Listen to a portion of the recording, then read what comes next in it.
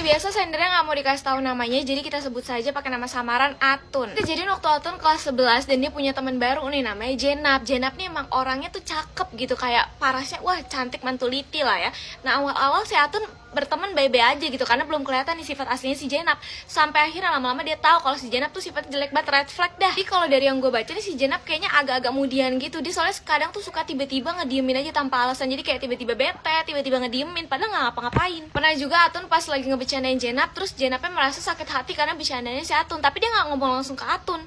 Dia jadi ngomongin di belakang ke teman-teman yang lain dan akhirnya menghasut teman-teman sekelasnya Atun buat nggak temenan sama Atun. Kira setelah tahu kalau misalnya Jenap sakit hati dengan bercandanya Atun, ya Atun minta maaf lah. Cuma pas minta maaf ke Jenap tuh kayak ngelak gitu, enggak gue nggak sakit hati bla bla bla. Padahal si Atun udah tahu dari teman-teman sekelasnya yang emang ngejauhin si Atun kayak lo sih gara-gara bercandaan lo si Jenap tuh jadi sakit hati kayak gitu. Singkat cerita nggak ada angin, nggak ada hujan, nggak ada apa-apa, tiba-tiba si Jenap mau lagi nih temenan sama si Atun. Nah si Atun melihat itu kan agak heran, tapi kayak ya udahlah bagus gue ditemenin lagi. Dan pas ulangan semester 1 di kelas 11 ini, tempat duduknya Jenap ini di belakang si Atun. Dari awal ulangan sampai selesai ulangan itu semua jawabannya Atun dimintain sama Jenap. Jadi bener-bener full sama semua tuh jawabannya. Tapi anehnya pas pembagian rapot ini si Jenap malah ranking 2, si Atun ranking 8. Bingung dong kayak, hah kok bisa nih orang nyontek sama gue tapi kok kita beda jauh banget. Udah mana selain ulangan nih dia juga tugas-tugas sering mintanya sama si Atun. Dan bahkan si Jenap nih pernah ada satu mata pelajaran yang nilainya tuh 0. Setelah itu si Jenap sama Atun tuh nggak deket lagi, kayak ya udah biasa aja. Dan sampai dimana kelas 12 barulah ada yang bilang kalau ternyata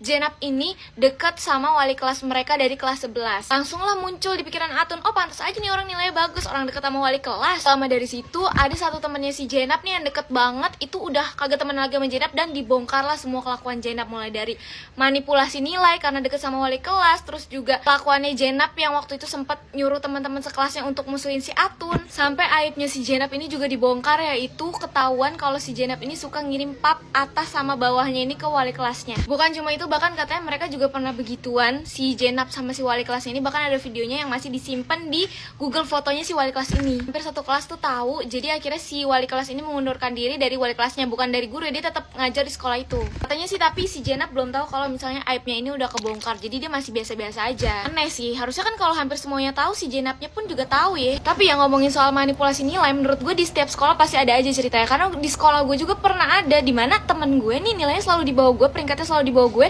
tapi ketika pembagian kuota SNM itu kan diurutin tuh dari 1 sampai yang paling akhir satu angkatan ya kan. Kok tiba-tiba nih orang di atas gue peringkatnya, kan aneh.